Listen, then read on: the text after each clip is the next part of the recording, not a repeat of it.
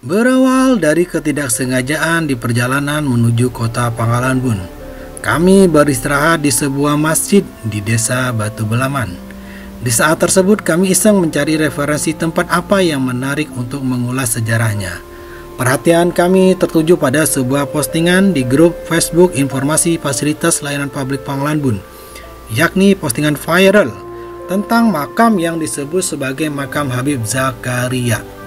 Penasaran, kami ingin mengulasnya, mencari tahu di mana posisi dan siapa tokoh yang bisa diminta keterangannya. Kakek Mistar adalah juru kunci makam keramat ini. Beliaulah narasumber makam yang bagi sebagian orang menjadikannya sebagai tempat tujuan ziarah.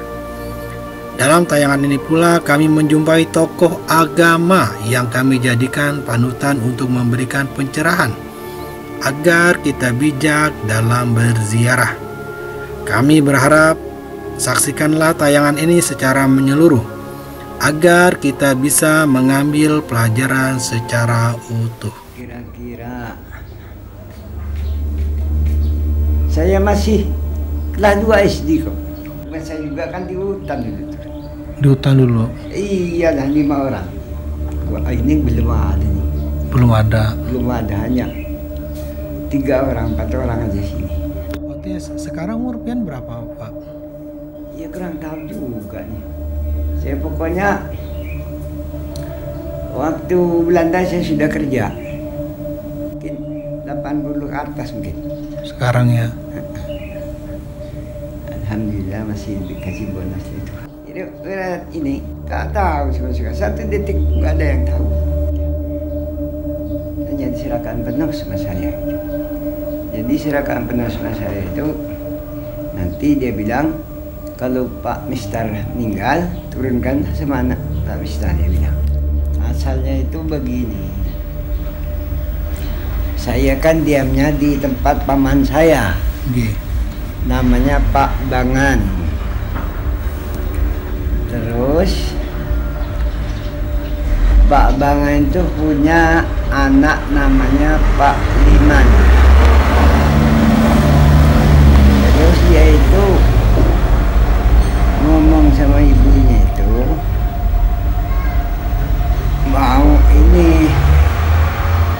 mau nebang kayu. Situ tuh ada kayu 2 pohon besar-besar. Jadi yang 1 pohon tuh kayu rasak namanya. Bilang Pak Haji Liman itu mau ditebang. Bilang ibunya itu untuk apa? Untuk alat rumah, Bu. Pakai apa? Ya pakai ini, pakai kampak dibelok. Habis dibelok kan nanti mau digesek. Bilang itu Pak Jiliman itu. Ya silakan aja, bilang ibunya itu. Habis itu kurang lebih 1 minggu ditebang oleh Pak Jiliman. Subuh kurang lebih jam 4.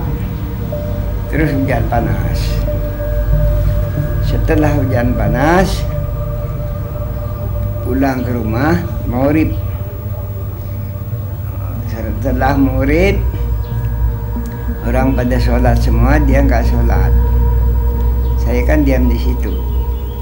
Habis maghrib, sedang mau makan, dicari Pak Haji Liman di kamarnya. Dicari-cari kok nggak ada. Bilang ibunya itu cari kalau mandi ataupun di tempat pamannya, di bapak saya kan.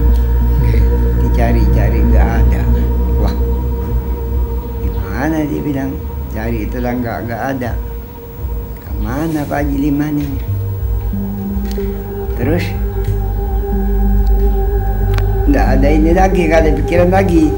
Jadi ada teman salah satu, kalau lihat kayunya bilangnya, puasa malam-malam lihat kayu, ya siapa tahu, dia bilang. Ayo kita cari colok. Dulu kan nggak ada seter, pakai colok. Ya berduyun-duyun lah ke sana semua. Kurang lebih, yang nggak jauh dari rumah, kurang lebih 100 meter kan. Jadi kurang lebih 100 meter, dia bilang ibunya, kita dengarkan. Oh, bunyinya bas. Kalinya dekat-dekat. Oh, Pak Haji Diman. Itu malam ya Pak? Hah? Malam itu ya? Iya, malam. Kurang lebih jam 10 malam. Jadi lain ibunya datang mau ditipas. Oh, dia bilang, mundur, bilang ibunya. Ibu yang maju ibunya, dia berdikir, dia tu la ilaha illallah Muhammad Rasulullah, bilang kenapa anak kami ni kok siapa yang mengganggu, dia bilang dekat bawa barang dia tu dekat kok dikasih sama ibu barang, dia ambil bawa pulang ke rumah, nggak patah tu sama ibunya. Terus sampai di rumah tidur lagi, dia nggak makan nggak apa, tidur. Kurang lebih jam 2 mungkin datang sama ibunya tuh, beliau itu. Terus bangun, padang bilangnya ke bapaknya Pak Haji Diman kan. Apa ya? Bangun. Kenapa? Wah, kita dibahaya. Kenapa? Rupa-rupanya yang ditebang Leman itu perumahan orang terangkat, dia bilang. Terus dia minta ganti bah kita, dia bilang kena denda, bilang. Minta apa? Ya minta tempat rumah, dia bilang. Ya macam-macam lah mintanya. Jadi dia bilang itu kalau rumah cari sendiri, kalau saya yang cari sendiri, dia bilang enggak cocok. Kurang lebih seminggu, bilang ibu itu kalau dapat nanti kasih batok. Kurang lebih seminggu, datanglah beliau sama ibunya kan, Jelema. Ibu Jelema. Dia bilang tempat saya sudah ada. Di mana? Dia bilang di sana, di tanah yang tinggi. Ya bagus, dia bilang. Terus dibilangkan sama dia, tempat tanah yang tinggi itu adalah tempat saya, dia bilang. Terus itu langgar saya, karena saya ini, dia bilang, terakat. Jadi tempat saya di tanah yang tinggi, dia bilang. Kan betul ada tanah tinggi kan? Terus sekarang dia bilang, nama saya mau saya bilang, dulu namanya itu Kiai Poya dari Kandangan. Kiai Poya dari Kandangan. Ternyata datang Pak Haji Raheman sama Pak Haji Sadrin, ditanya sama saya bilang namanya Kiai Poya dari Kandangan. Dia bilang kalau ke pemerintahan Pak masih kurang apanya? Saya bilang bednya nggak ada. Ya karena gitu aja, saya bilang namanya Kiai Poya dari Kandangan, itu aja saya bilang. Ternyata kurang lebih seminggu mungkin Pak Haji Rone sering kesini kan dulu di Jambi, Pak Habib Rone. Terus saya kebetulan nggak ikut. Terus kira-kira jam 5 dari rumah ke sana, jam 6 tiba ke sini. Terus Pak Haji kunci, dia bilang apa? Saya bilang itu sekarang ada hajrat dari Kiai Poya, dia bilang. Apa sih bilang? Ini namanya di daun kayu. Nama aslinya Pak Haji kunci, dia bilang Zakaria bin Yahya. Zakaria bin Yahya. Berarti ada apa? Binnya kan.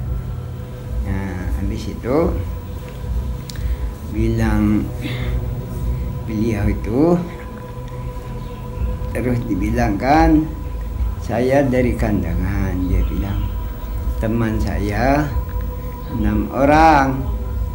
Bilang ibunya itu siapa namanya? Namanya dibilang saya Zakaria bin Yahya.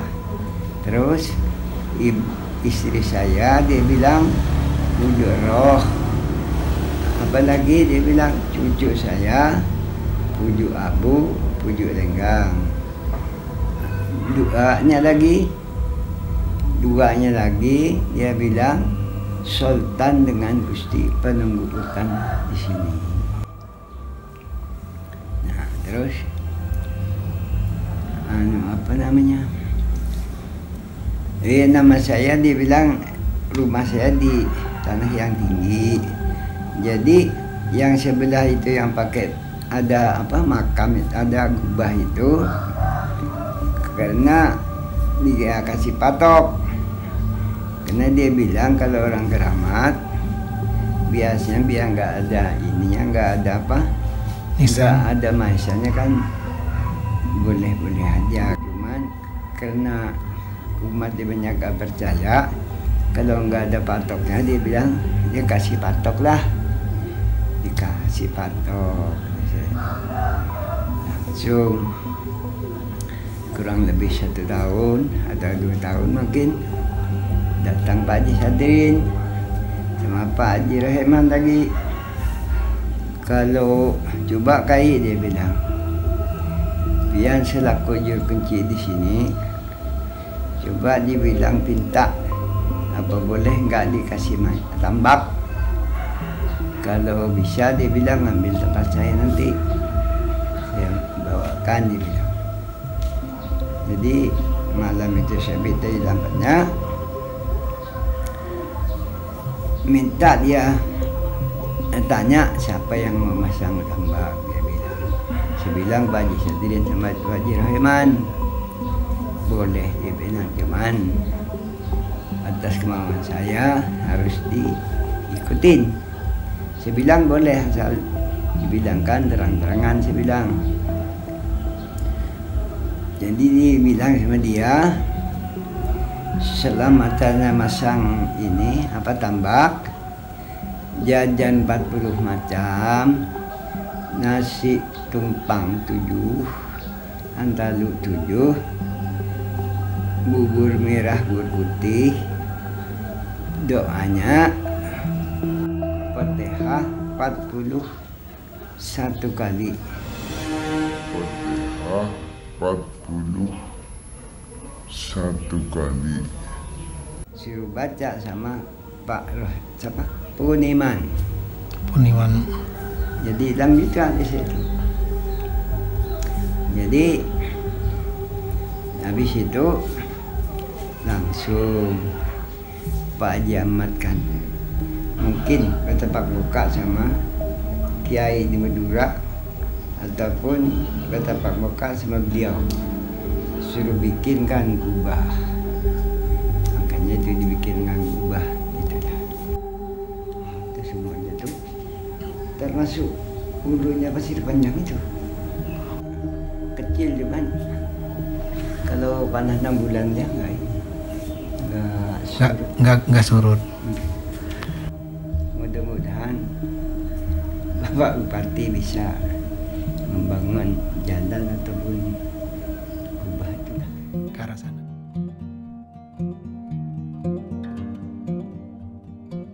Bismillahirrahmanirrahim. Assalamualaikum warahmatullahi wabarakatuh.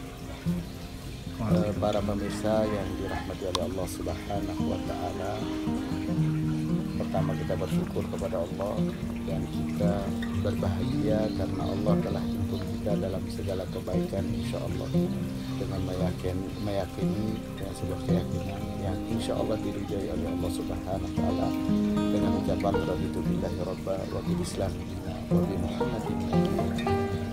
Semoga Allah menghibur kita dalam segala kebaikan dan keberkahan dunia wal akhirah dengan keridhaannya. Amin ya rabbal alamin. Akhir-akhir ini banyak hal terjadi, fenomena di tengah-tengah masyarakat kita, terutama masyarakat awam, yang sangat menyedihkan. Ironinya, bahkan para ahli-ahli ilmu ikut daripada paham-paham daripada orang-orang yang awam, yang seharusnya orang awam mengikuti para ulama, sementara para ulama malah mengikuti pahamnya orang awam. Ini kan celaka. Mudah-mudahan kita semuanya diselamatkan oleh Allah Subhanahu wa Ta'ala. Dikatakan dalam sebuah kaidah di dalam kitab fikih, wa man bi ghairi ilmin ya'malu a'maluhu mardudatun la tuqbal.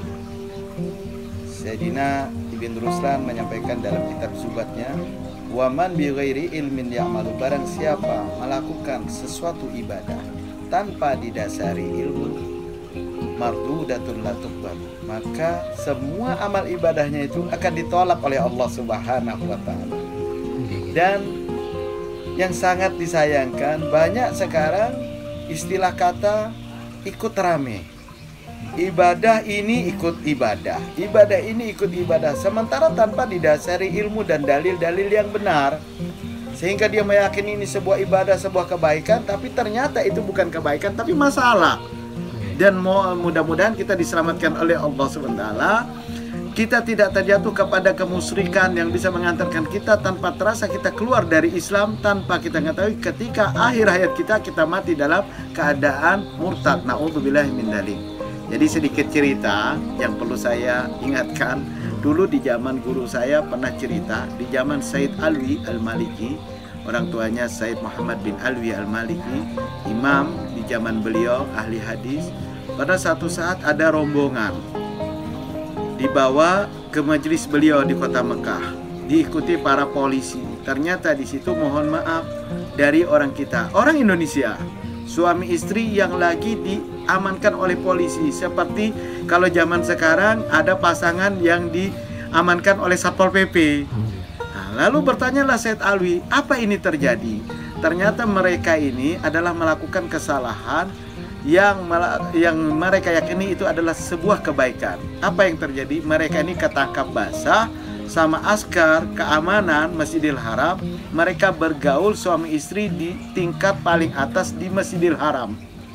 Begitu ditanya apa alasannya, ternyata mereka hanya berkeinginan dapat keturunan yang dibikin di atas Masjidil Haram.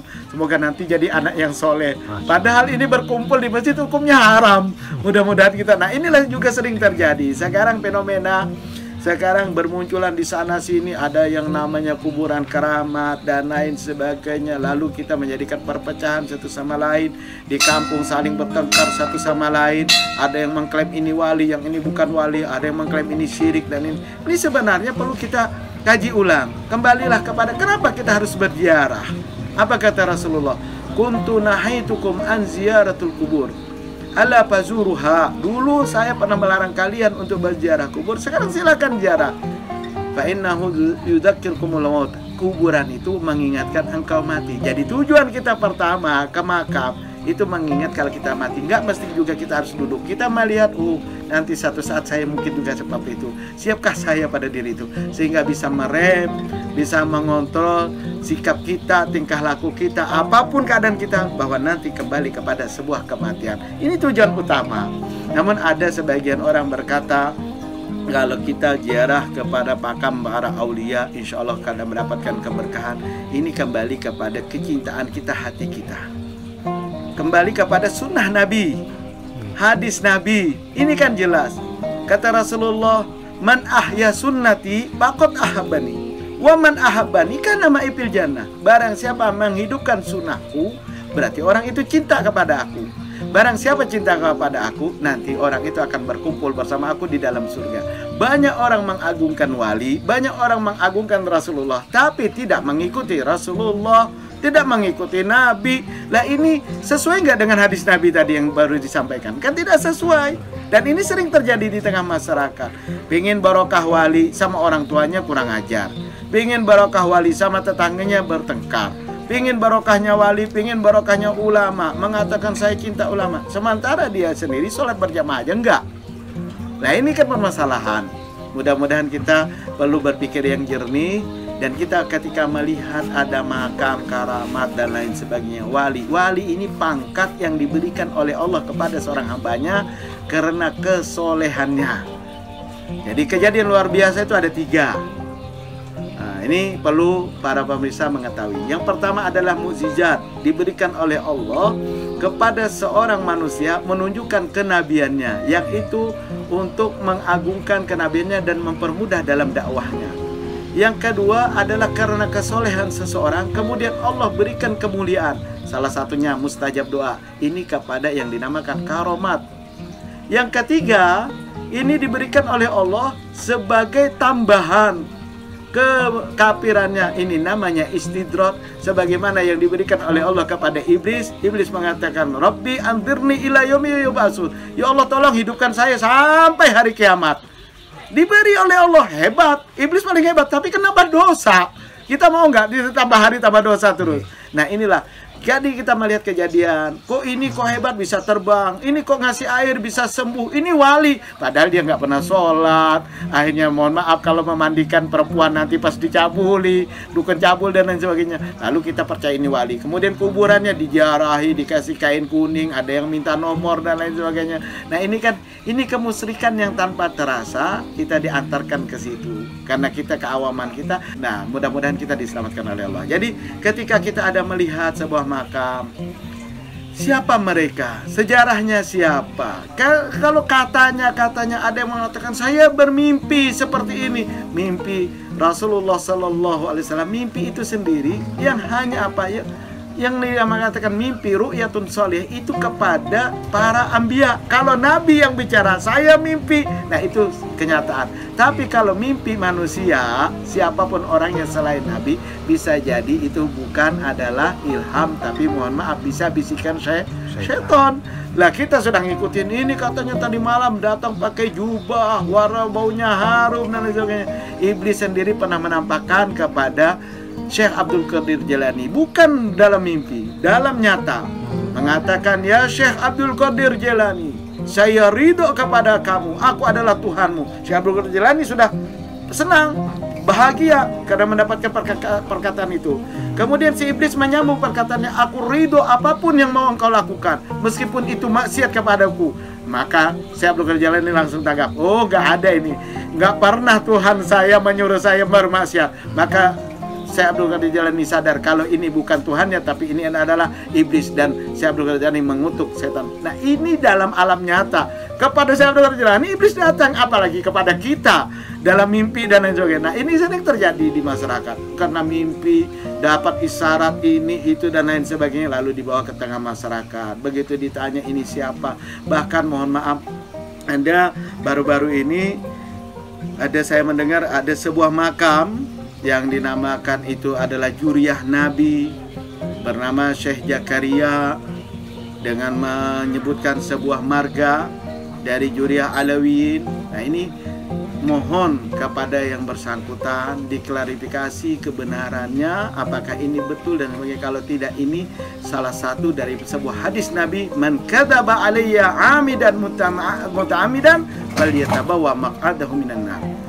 Barang siapa membawa-bawa nama saya untuk sebuah kedustaan, tipu muslihat, maka sediakanlah tempatmu di dalam nerakanya Allah Subhanahu wa Ta'ala. Sehingga dengan perkataan kita yang salah, kita mengantarkan orang kepada kemusyrikan, kepercayaan yang sendiri adalah itu hasil karangan kita saja. Mudah-mudahan karena kita mungkin dikatakan kepingin saya lebih tahu, saya mukasyafah, saya bisa bicara dengan orang mati, kita wali dan lain sebagainya. Padahal kita ini adalah hanya tipu muslihat. Ingat, neraka menunggu dan Allah murka kepada kita. Apa keuntungan yang kita telah dapat? Mudah-mudahan kita diselamatkan oleh Allah Subhanahu wa Ta'ala. Dan kepada pemirsa yang menyaksikan tayangan ini, saya mohon kepada Allah Subhanahu wa Ta'ala, andai kata ada kata-kata yang salah, mohon dimaafkan. Dan andai kata ada kebenaran, mudah-mudahan ini hidayah untuk kita semua. Cerdaslah kita berpikir, beribadahlah yang jelas, sholat berjamaah kita laksanakan, bersedekah kita berikan, Al-Quran kita baca, dan kita dekati para ulama. Carilah ilmu yang benar, cari sumber yang bagus. Jangan kita hanya mendapatkan dari isyarat dan mimpi, karena agama tidak didapat dari agama yang dari hasil hayalan dan mimpi. Wallahu ta'ala a'lam bishawab. Silahkan kalau ada situs-situs sejarah kita budayakan sebagai itu adalah sejarah, kalau memang itu ada sejarahnya. Tapi jangan sampai itu menjadi sebuah keyakinan. Di situ kalau kita lewat nanti bisa bengkak perut dan lain sebagainya. Karena tidak ada yang memberikan sehat, sakit, dan kebahagiaan dunia wal akhirah kecuali hanya Allah SWT. Insya Allah mudah-mudahan kita adalah hamba-hamba yang bertauhid dengan sebutan La ilaha illallah Muhammadur Rasulullah. Tidak ada kekuatan kecuali hanya milik Allah Subhanahu wa ta'ala. Mohon maaf, inilah yang dapat saya sampaikan dalam kesempatan ini. Wassalamualaikum warahmatullahi wabarakatuh. Kami tidak akan memaksakan apa yang kami sampaikan agar Anda percaya. Di sini kami hanya ingin menggali dan berbagi kisah yang menjadi misteri. Mari kita lestarikan nilai-nilai histori, saling menjaga dan menghormati. Hargailah kearifan lokal masyarakat dimanapun kita berada. Tujuan utama ziarah kubur adalah mengingat kematian, selain bertujuan mendapat keberkahan. Untuk itu, lakukanlah ziarah kubur dengan dasar maupun pegangan. Semoga kita terhindar dari hal yang menyesatkan. Terima kasih sudah menyaksikan channel ini. Sampai sponsor dengan komen, like, sampai dan share-nya agar kami senantiasa bersemangat menciptakan konten-konten yang informatif dan menarik. Oke, salam sukses. Bye-bye.